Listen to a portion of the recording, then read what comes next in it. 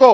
और मैं हमारी बेटियों से कहूंगा कि डरना नहीं तुम हरगिज अपनी जान नहीं लेना, तुम कभी अपनी जान नहीं लेना, कभी नहीं लेना तुम अपनी जान। तुम जिंदा रहो, हम तुम्हारे साथ हैं। तुम्हारी जान की कीमत है मेरी बेटियों।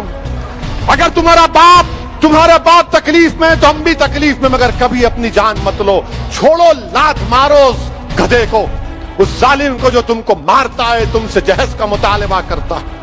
तुम्हारी जिंदगी बहुत बड़ी है, लात मारो उसको, कानून को इस्तेमाल करो। चाहे एक कानून इसके लिए नहीं बनता कि जो लोग जहेज देंगे और जो लेंगे दोनों पे मुकदमा होना चाहिए। और उन काजियों को जो हमारे रहनुमा बनते हैं, जो जिनको हम सुनते हैं, जो हमारे धर्म के ठेकेदार हैं, धर्म गुरु हैं, वो तमाम कोई भी फ़िरक़े के, उन तमाम लोगों को आगे आकर ये कहना होगा कि हम निकाह ही नहीं पढ़ाएंगे अगर हमें बुलाया गया 5 स्टार। उस बाप पर क्या बीत रही होगी जो वीडियो देखा होगा अपनी बच्ची की मौत का, जिंदा रहते हुए मर गया होगा अगर जिंदा है तो। मेरे अजीज दोस्तों और बुजुर्गों, इस बुराई का खात्मा हमको करना है, औरतों का साथ देना है।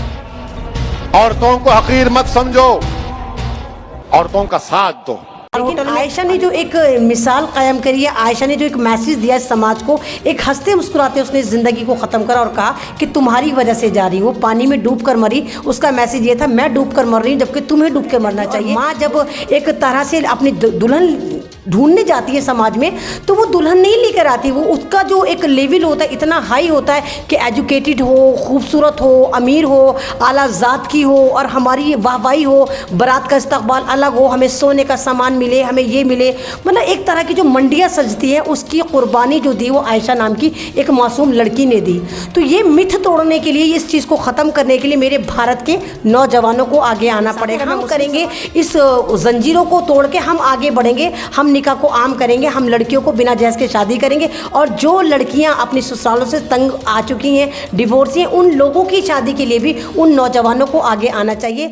नमस्कार, आप देख रहे हैं दी नेशन वॉइस और हम इस वक्त बात करने वाले हैं आयशा, जो कि एक सुसाइड केस था अहमदाबाद का, जो साबरमती रिवर फ्रंट पे जिन्होंने सुसाइड कर लिया था और वीडियो बनाते हुए अब उन्होंने उस सुसाइड को अंजाम दिया था और बताया था कि किस वजह से वो ये सब कर रही हैं। उसी मुद्दे पर ऐमन रिजवी जो हमारे साथ हैं, उन्होंने एक अपना वीडियो बनाया था जो बेहद भावुक होकर बनाया गया था और जिसे पूरे देश ने सराहा। और इस बात के लिए आवाज़ उठाई गई कि दहेज प्रथा, दहेज का जो चलन है वो सच में देश के लिए एक बड़ी समस्या है और उसके लिए तरह तरह के कानून भी बने हैं, लेकिन उसके बाद भी ये सब चलन में है। मैडम, आपसे मेरा सवाल है, आपकी वीडियो ने काफ़ी लोगों को मतलब झकझोर कर रख दिया पूरे देश में। वो आयशा वाला केस जो है आपकी वजह से भी बहुत सारे लोगों तक पहुँचा। क्या कहना चाहती हैं आप जिस तरीके से वो सब हुआ? मतलब वो वीडियो जब मैंने देखा तो मुझे भी ऐसा नहीं लगा था कि ये लड़की कुछ करने वाली है। मैं मोस्टली वीडियो नहीं देखती, मेरे पास आया, मुझे लगा जैसे टिकटॉक पर होता है, कोई लड़की कोई मैसेज दे रही है, हंस रही है, मुस्कुरा रही है। लेकिन जब लास्ट में वो कहती है कि मुझे इंसानों के बीच में नहीं रहना और मैं जा रही हूँ और अल्लाह ताला मुझे माफ़ करना, तो वहाँ मेरे रोंगटे खड़े हो जाते कि अल्लाह, ये लड़की करने क्या जा रही है। जो वजह वो कहती है कि आरिफ नाम का बंदा, वहाँ पर लोगों को ये भी समझ में नहीं आता कि आरिफ उसका शौहर है या उसका बॉयफ्रेंड है, कोई नहीं समझ पाता क्योंकि इतना शॉर्ट मैसेज उसने दिया था।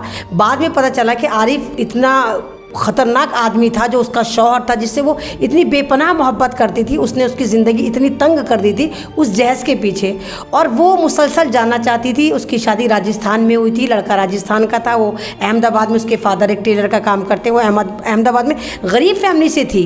तो मतलब वो जो एक मैसेज दे रही थी, ख़ुदकुशी तो बहुत लड़कियाँ करती हैं, तुम्हें पता है, हसन रोज़ाना ऐसी बहुत सारे केस आते हैं। लेकिन आयशा ने जो एक मिसाल कायम करी है, आयशा ने जो एक मैसेज दिया समाज को, एक हंसते मुस्कुराते उसने ज़िंदगी को ख़त्म करा और कहा कि तुम्हारी वजह से जा रही, वो पानी में डूब कर मरी। उसका मैसेज ये था, मैं डूब कर मर रही हूँ जबकि तुम्हें डूब के मरना चाहिए। मुस्लिम नौजवानों को डूब के मरना चाहिए, उन औरतों को डूब कर मरना चाहिए जो बेजान चीज़ों के लिए जानदार लोगों को कुर्बान कर देती हैं। जहेज क्या होता है? अगर आपका फर्नीचर है, आपकी कुर्सी है, आपकी गाड़ी है, ख़राब हो जाती है, टूट जाती है, आप दोबारा ख़रीद सकते हो। लेकिन क्या आयशा को आप दोबारा ला सकते हो? पूरी दुनिया की दौलतें आप खर्च कर दिए, क्या आयशा को आप वापस ले आएंगे?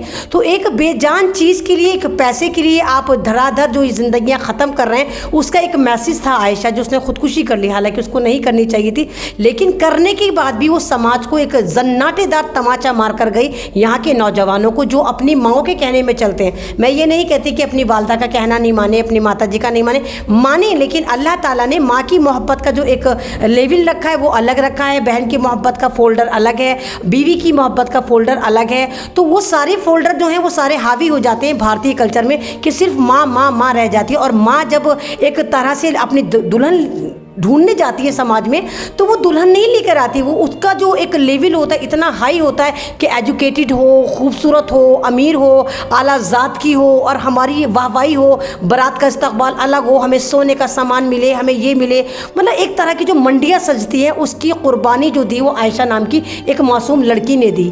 तो ये मिथ तोड़ने के लिए, इस चीज़ को ख़त्म करने के लिए मेरे भारत के नौजवानों को आगे आना पड़ेगा। मैं मुस्लिम समाज को ही नहीं कहती, तमाम उस समाज को भी आगे आना पड़ेगा जहाँ पर ये जहेज की प्रथा है। और बहुत कानून बनते हैं, तो क्या वजह है एक कानून इसके लिए नहीं बनता कि जो लोग जहेज देंगे और जो लेंगे दोनों पे मुकदमा होना चाहिए। और उन काजियों को जो हमारे रहनुमा बनते हैं, जो जिनको हम सुनते हैं, जो हमारे धर्म के ठेकेदार हैं, धर्म गुरु हैं, वो तमाम कोई भी फ़िरक़े के, उन तमाम लोगों को आगे आकर ये कहना होगा कि हम निकाह ही नहीं पढ़ाएंगे। अगर हमें बुलाया गया 5 स्टार होटल में, हमें फार्म हाउस में बुलाया गया, या हमें ऐसी जगह बुलाया गया जहाँ पर पैसे का बेजा यूज़ होगा, तो हम निकाह ही नहीं पढ़ाएंगे।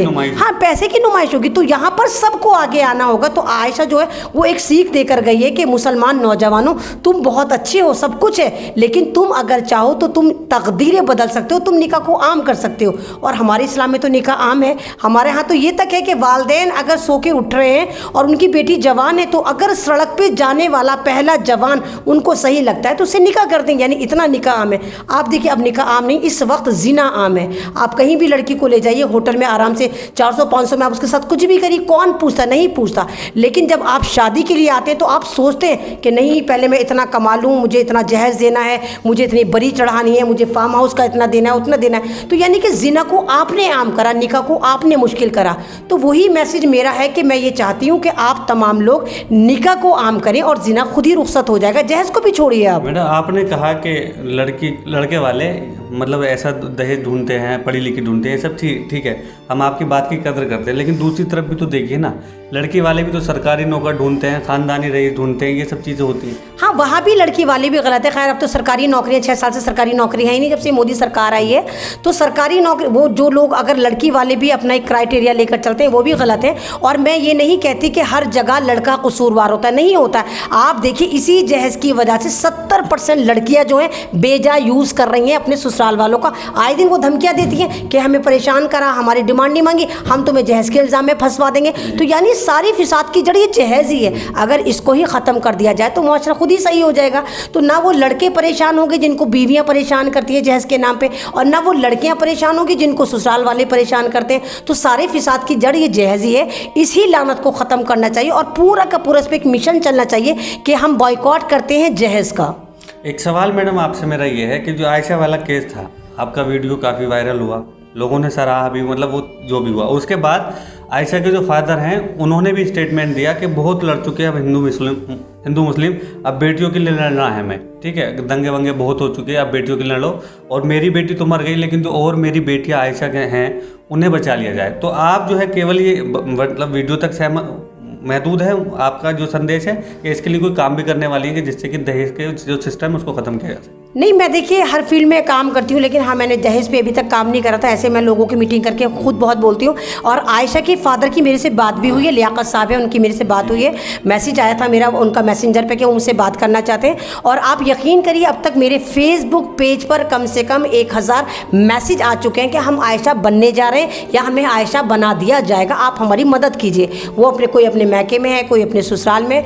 तो मैं भी करूँगी, लेकिन एक ऐमन रिजवी पूरे समाज को नहीं चेंज कर सकती। ऐमन रिजवी को सपोर्ट करने के लिए बहुत से लोगों को आना होगा, और ख़ासकर उन युवा पीढ़ी को आना चाहिए कि हाँ ऐमन रिजवी, हम तुम्हारे साथ हैं, हम करेंगे, इस जंजीरों को तोड़ के हम आगे बढ़ेंगे, हम निकाह को आम करेंगे, हम लड़कियों को बिना जहेज के शादी करेंगे। और जो लड़कियां अपनी ससुरालों से तंग आ चुकी हैं, डिवोर्स हैं, उन लोगों की शादी के लिए भी उन नौजवानों को आगे आना चाहिए जो लाइफ में कहीं ना कहीं शादी नहीं कर पाए, एज ज़्यादा हो गई, या उनके पास इतनी हैसियत है कि वो दूसरी बीवी भी रख सकते हैं। तो वहाँ पर उन जैसे लोगों को आगे आना बनाना चाहिए कि ताकि जो दूसरी आयशा हैं वो ना बन पाएँ। बहुत बहुत शुक्रिया मैम। तो ये हमारे साथ ऐमन रिजवी जी थी जो बता रही हैं कि किस तरीके से दहेज जो चलन है, दहेज की प्रथा को ख़त्म किया जा सकता है देश में और समाज को एक बेहतर कल के लिए तैयार किया जा सकता है। केवल ऐमन रिजवी ही नहीं, आप भी इसमें सहयोग कर सकते हैं। हमारी वीडियो को लाइक कीजिए, यूट्यूब पे जाके सब्सक्राइब कीजिए चैनल को।